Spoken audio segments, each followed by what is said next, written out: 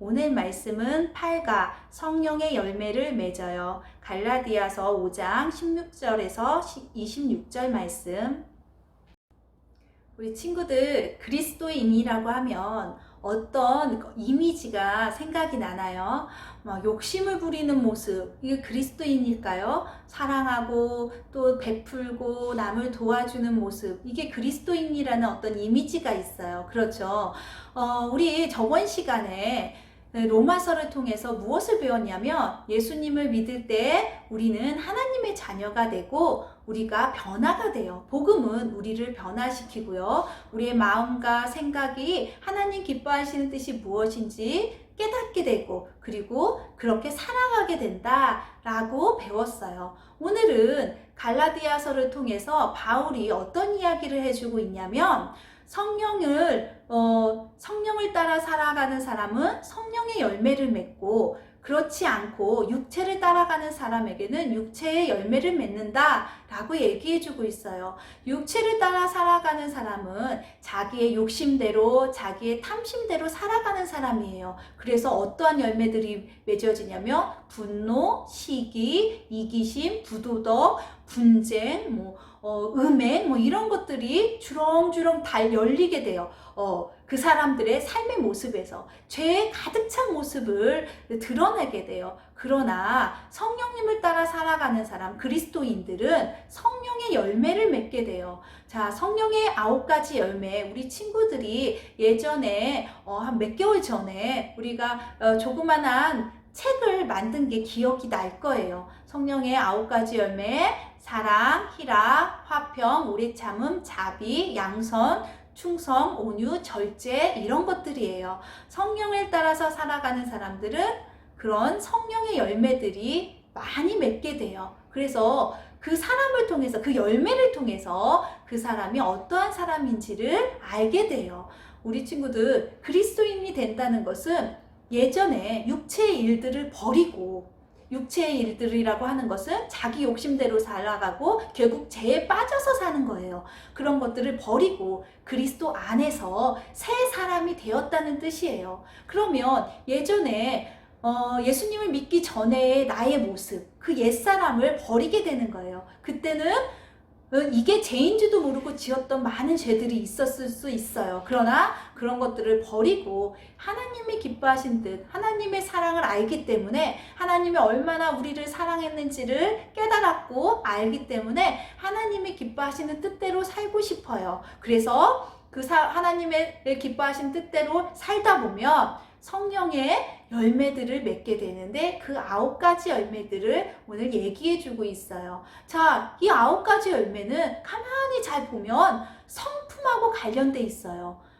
그래서 그리스도인은 예수님의 성품을 닮아가는 그런 사람들이에요. 그리고 이 모습들을 뭐라고 하냐면 성화라고 해요. 우리 친구들, 한자로 성화가 성스럽게 된다는 뜻이잖아요. 그래서 이 성화의 과정은 우리 친구들이 전 생애에 걸쳐서 일어나는 일이에요. 우리 친구들이 예수님을 믿었다고 해서 오늘 믿었어요. 다음날 자고 일어나서 우리의 신분은 바뀔 수 있어요. 한 번에 하나님의 자녀로 바뀔 수 있지만, 우리의 성품은 갑자기 예수님을 영접했다고 해서 하루 만에 갑자기 바뀌진 않아요. 예수님처럼 우리는 조금씩 믿음이 자라면서, 그리고 하나님 말씀을 들으면서, 기도하면서, 그리고 예배를 통해서 우리 친구들의 성품이 조금씩 바뀔 거예요. 그래서 여전히 우리가 예수님의 자녀로 살아가고는 있지만 또 계속해서 우리가 죄를 지을 수 있어요. 우리 성경은 마음의 죄도 얘기해주고 있어요. 세상에는 행동의 죄에 관해서만 벌을 내리고 있어요. 예를 들어서 우리 친구들이 슈퍼마켓에 가서 물건을 훔치면 그거는 절도죄예요. 그리고 사람을 죽인다 하면 이건 살인죄예요. 이런 것들은 법에 의해서도 우리가 벌을 받게 되어 있어요. 그러나 마음에 어떤 누구를 미워했다 해서 벌을 받진 않아요. 그러나 하나님의 성경에서는 그것도 죄라고 얘기해주고 있어요. 왜냐하면 그 마음의 죄가 점점 커져서 결국에 행동으로 이어지기 때문에 이 마음에서도 짓고 있는 그 죄도 죄라고 얘기해주고 있어요. 그러면 우리 친구들이 날마다 미워할 수 있어요. 친구를 미워할 수도 있어요. 그리고 형제자매를 미워할 수 있어요. 그리고 뭐 어떤 물건을 갖고 싶은 그런 욕심이나 탐심이 생길 수 있어요. 그쵸? 이것도 죄예요. 그러면 우리는 날마다 죄를 지으며 살아갈 수밖에 없는 존재예요. 그래서 우리가 죄인이라는 걸 깨달으면서 좌절하면서 힘들어할 수 있어요. 그러나 우리 친구들이 낙심하지 않아도 되는 것은 그렇기 때문에 우리에게 누가 필요한 거예요? 그래서 예수님이 필요한 거예요. 죄도 없으시고 흠도 없으시고 완전하신 그분이 우리의 대속물로 십자가에 달려 대신 돌아가신 거예요. 그 주님으로 인해서 우리가 정말 구원을 받은 거죠. 우리의 모든 죄가 사해진 거죠. 과거의 죄도, 현재의 죄도, 미래의 죄까지도 예수님이 모두 다 십자가에서 제사함을 우리에게 허락하여 주신 거예요. 그래서 그렇다면 우리 친구들이 생각할 수가 있죠. 그러면 우리도 날마다 마음속으로라도 죄를 짓는데 하나님을 믿지 않는 사람과 믿는 우리들은 어떤 게 다르냐? 우리들은 그 죄에 빠져 사는 것이 아니라 그 죄를 싫어하고 미워하고 죄와 씨름하게 되는 거예요. 죄를 싫어하면서 어떻게든 죄를 안 짓고 싶고 또 죄를 지으면 하나님께 기도하게 되고 이 죄와 날마다 싸우는 모습, 그 모습이 있느냐 없느냐에 따라서 또 그리스도인인가 아닌가를 또 구별할 수 있어요.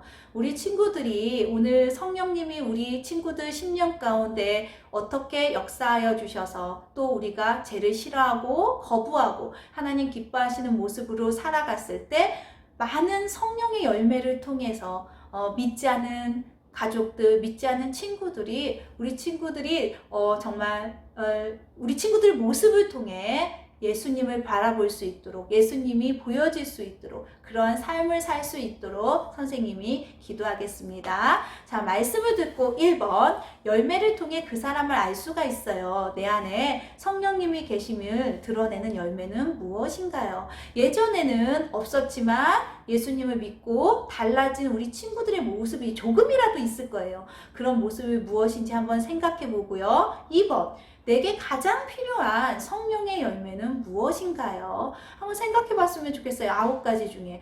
예전에 우리 친구들하고 했을 때 어떤 친구들은 동생을 더 사랑하는 마음이 있었으면 좋겠어요. 사랑이라고 얘기했던 친구들이 있었고요.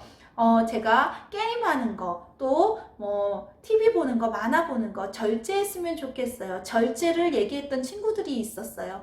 우리 친구들 한번 사랑, 희락, 화평, 오래 참음, 자비, 양선, 충성, 온유, 절제 이 9가지 중에서 나에게 필요한 게 어떤 것이 있는지 우리 친구들이 성령님에 의지하여서 기도하면서 그런 것들을 허락해 달라고 그런 성령의 열매가 있는 우리 친구들 되게 해달라고 기도했으면 좋겠어요. 성경의 초점 다 같이 읽어볼게요. 누가 우리를 거룩하게 변화시키나요? 성령님이 하나님의 영광을 위해 우리가 예수님을 닮아가도록 변화시키세요.